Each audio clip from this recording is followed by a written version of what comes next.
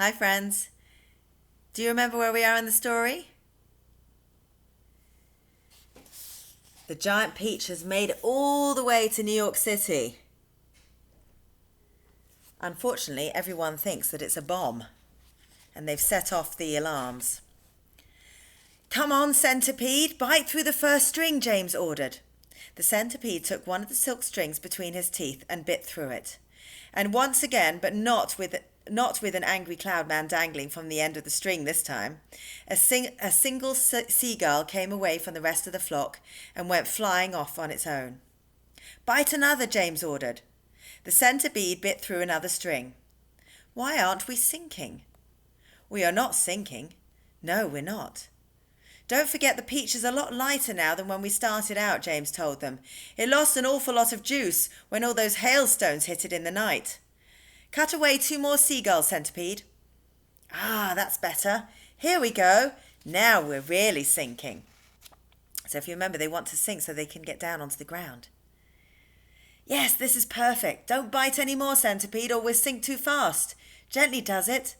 Slowly, the giant peach began losing height, and the buildings and streets down below became closer and closer. Do you think we'll all get our pictures in the papers when we get down? The ladybug asked. My goodness, I've forgotten to polish my boots, the centipede said. Everyone must help me to polish my boots before we arrive. Oh, for heaven's sake, said the earthworm. Can't you ever stop thinking about... But he never finished his sentence, for suddenly, whoosh! And they looked up and saw a huge four-engined plane coming shooting out of a nearby cloud and going whizzing past them, not more than 20 feet over their heads. This was actually the regular early morning passenger plane coming into New York from Chicago. And as it went by, it sliced through every single one of the silken strings, and immediately the seagulls broke away, and the enormous peach, having nothing to hold it up in the air any longer, went tumbling down towards the earth like a lump of lead. Help! Cried the centipede. Save us! Cried Miss Spider. We are lost! Cried the ladybug. This is the end! Cried the old green grasshopper. James! Cried the earthworm. Do something, James! Quickly, do something! I can't, cried James. I'm sorry. Goodbye. Shut your eyes, everybody. It won't be long now. Round and upside down went the peach as it plummeted towards the earth, and they were all clinging desperately to the stem to save themselves from being flung into space. Faster and faster it fell, down and down and down, racing closer and closer to the houses and streets below, where it would surely smash into a million pieces when it hit. And all the way along Fifth Avenue and Madison Avenue, and all along the other streets in the city, people who had not yet reached the underground shelters looked up and saw it coming. And they stopped running and stood there staring in a sort of stupor at what they had thought was the biggest bomb in all of the world falling out of the sky and onto their heads. A few women screamed, others knelt down on the sidewalks and began praying out loud. Strong men turned to one another and said things like, I guess this is it, Joe, and goodbye, everybody, goodbye. And for the next 30 seconds, the whole city held its breath, waiting for the end to come. Goodbye, ladybug, gasped James, clinging to the stem of the falling peach. Goodbye, centipede. Goodbye, everybody. There were only a few seconds to go now, and it looked as though they were going to fall right in among all the tallest buildings. James could see the skyscrapers rushing up to meet them at the most awful speed, and most of them had square, flat tops. But the very tallest of them all, had a top that tapered off into a long, sharp point, like an enormous silver needle sticking up into the sky. And it was precisely on top of this needle that the peach fell. There was a squelch, the needle went in deep, and suddenly there was a giant peach caught and spiked upon the very pinnacle of the Empire State Building. Wow, that was a lucky landing. It was really an amazing sight, and in 2 or 3 minutes, as soon as the people below realized how this couldn't possibly be a bomb, they came pouring out of the shelters and the subways to gape at the marvel. The streets for half a mile around the building were jammed with men and women, and then when the word spread that they were actually living things moving about on top of the great giant ball, then everyone went wild with excitement. "It's a flying saucer," they shouted. "They're from outer space. They are men from Mars. Or maybe they came from the moon."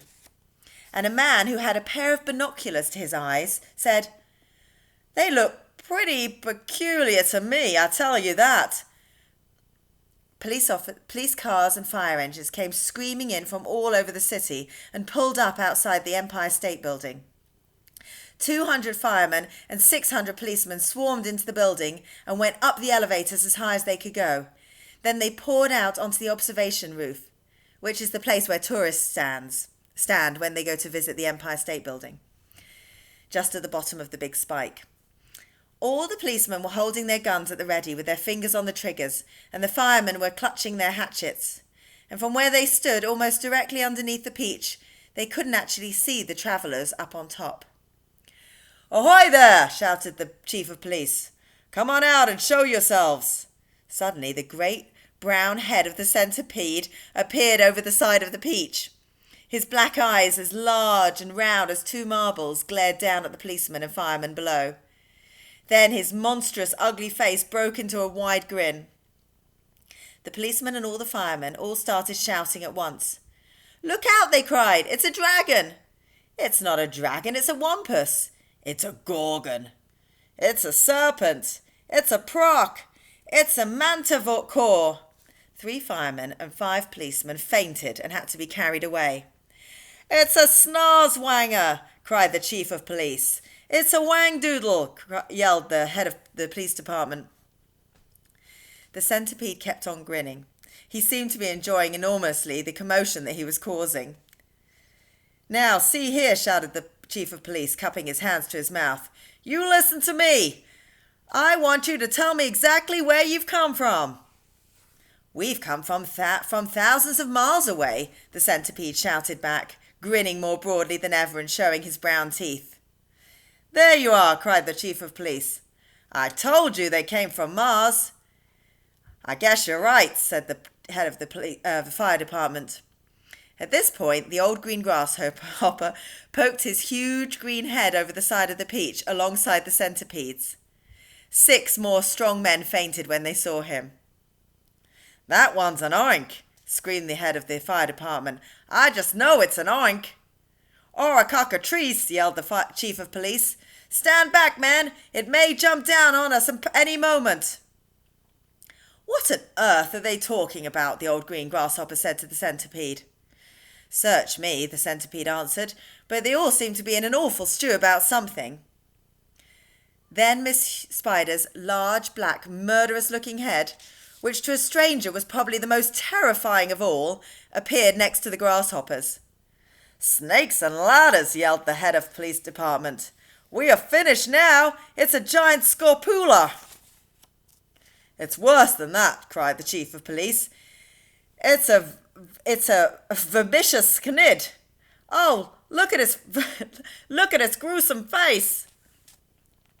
"Is that the kind that eats fully grown men for breakfast?" the head of the fire department asked, going white as a sheet.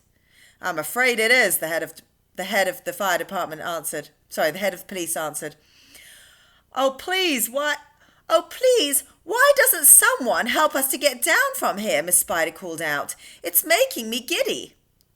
"This could be a trick," said the head of the fire department. "Don't anybody make a move until I say so."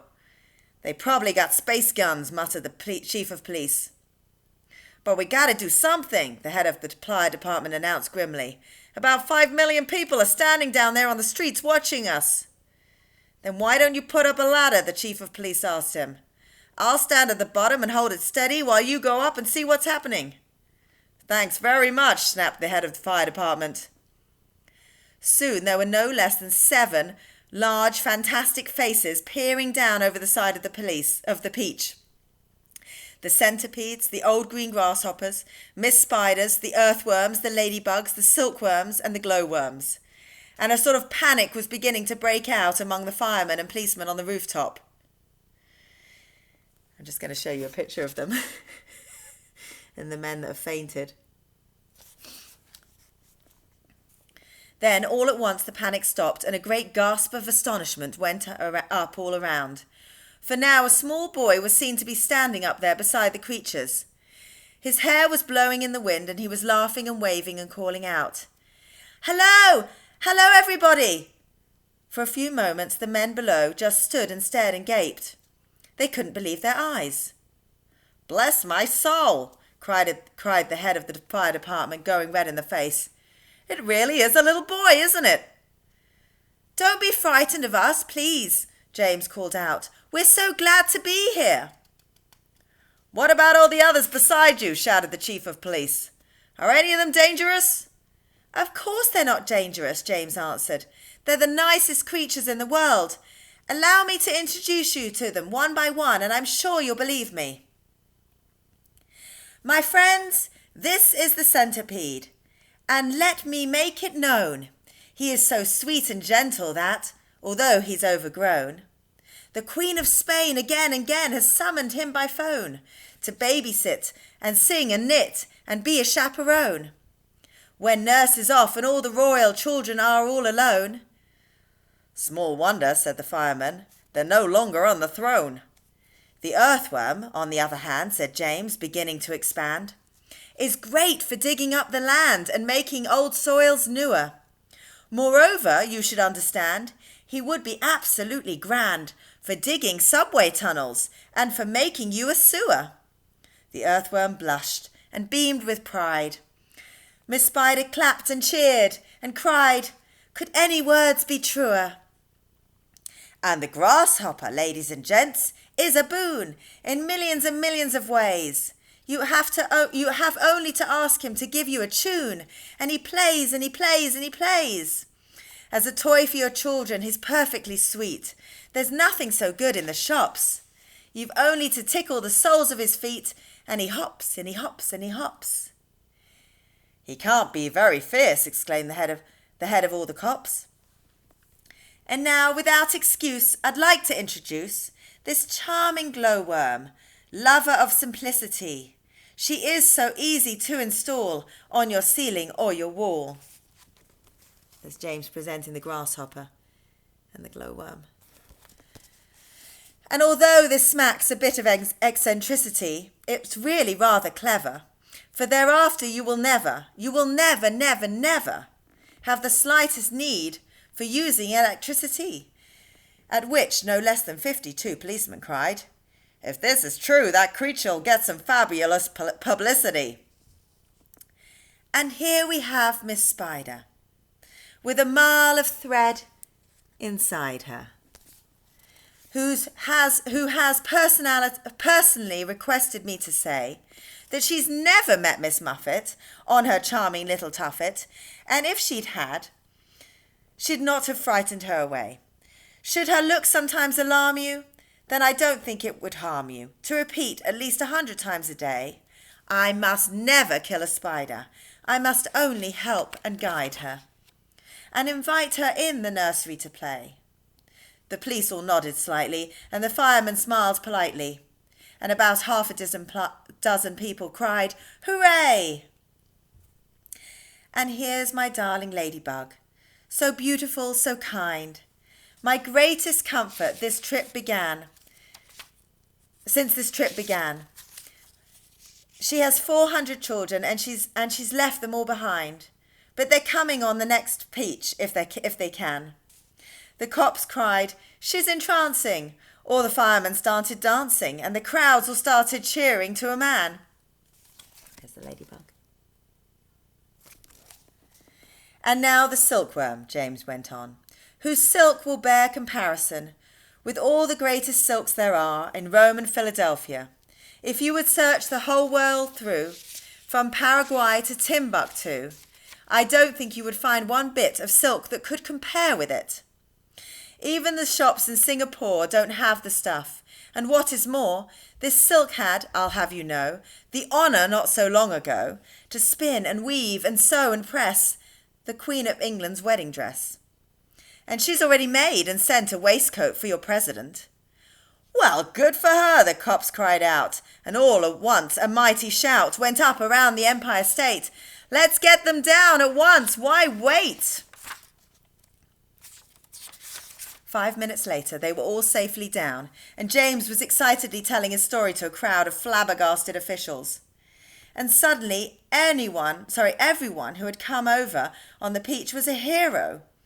They were all escorted to the steps of City Hall, where the Mayor of New York made a speech of welcome.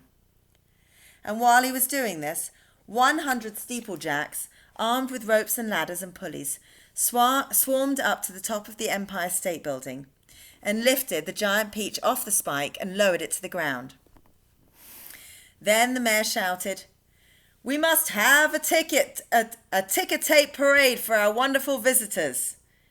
And so a procession was formed, and in the leading car, which was an enormous open limousine, sat James and all his friends. Next came the giant peach itself. Men with cranes and hooks had quickly hoisted it up onto a large truck, and there it now sat, just looking as huge and proud and brave as ever. There was, of course, a bit of a hole in the bottom of it where the spike of the Empire State Building had gone in, but who cared about that? Or indeed about the peach juice that was dripping out of it onto the street. Behind the peach, skidding about all over the place in the peach juice, came the mayor's limousine, and behind the mayor's limousine came about 20 other limousines carrying all the important people of the city. And the crowds went wild with excitement.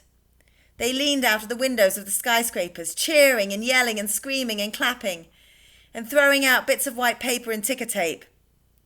And James and his friends stood up in the car and waved back at them as they went by. Rather a curious thing happened. The procession was moving slowly along Fifth Avenue when suddenly a little girl in a red dress came out of the crowd and shouted, "Oh, James, could I please just have a tiny taste of your marvellous peach?" "Help yourself," James shouted back. "Eat all you want. It won't keep forever anyway." No sooner had he said this than about 50 other children exploded out of the crowd and came running onto the street. "Can we have some too?" they cried. "Of course you can," James answered. "Everyone can have some." The children jumped up onto the truck and swarmed like ants all over the giant peach, eating and eating to their heart's content. And as the news of what was happening quickly spread from street to street, more and more boys and girls came running from all directions to join the feast. Soon there was a trail of children a mile long chasing after the peach as it proceeded slowly up Fifth Avenue. Really, it was a fantastic sight. To some people it looked as though the Pied Piper of Hamelin had suddenly descended upon New York. And to James, who had never dreamed that there could be so many children as this in the world, it was the most marvellous thing that had ever happened. By the time the procession was over, the whole gigantic fruit had been completely eaten up, and only the big brown stone in the middle, licked clean and shiny by 10,000 eager little tongues, was left standing on the truck. And there's the procession with the peach. And thus the journey ended. But the travellers lived on. Each one of them became rich and successful in the new country. The centipede was made vice president in charge of sales of a high-class firm of boot and shoe manufacturers. The earthworm, with his lovely pink skin, was employed by a company that made women's face creams to speak commercials on television. The silkworm and the Swiss spider, after they had both been taught how to make nylon thread instead of silk, set up a factory together and made ropes for tightrope walkers. The glowworm became the light inside the torch on the Statue of Liberty, and thus saved a grateful city from having to pay a huge electricity bill every year. The old green grasshopper became a member of the New York Symphony Orchestra, where his playing was greatly admired. The ladybug, who had been haunted all her life by a fear that her house was on fire and her children all gone, married the head of the fire department and lived happily ever after. And as for the enormous peach stone, it was set up permanently in a place of honour in Central Park and became a famous monument. But it was not only a famous monument, it was also a famous house. And inside the famous house, there lived a famous person, James Henry Trotter himself. And all you had to do any day of the week was to go and knock upon the door, and the door would always be open to you, and you would always be asked to come inside and see the famous room where James had first met his friends. And sometimes, if you were very lucky, you would find the old green grasshopper in there as well, resting peacefully in a chair by the fire. Or perhaps it would be the ladybug who had dropped in for a cup of tea and a gossip. Or the centipede to show off a new batch of particularly elegant boots that he had just acquired. Every day of the week, hundreds and hundreds of children from far and near came pouring into the city to see the marvellous peach stone in the park. And Henry James Trotter, who once, if you remember, had been the saddest and loneliest little boy that you could find, now had all the friends and playmates in the world.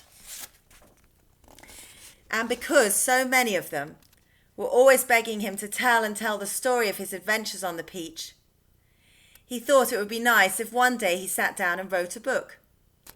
And so he did. And that is what you've just finished reading.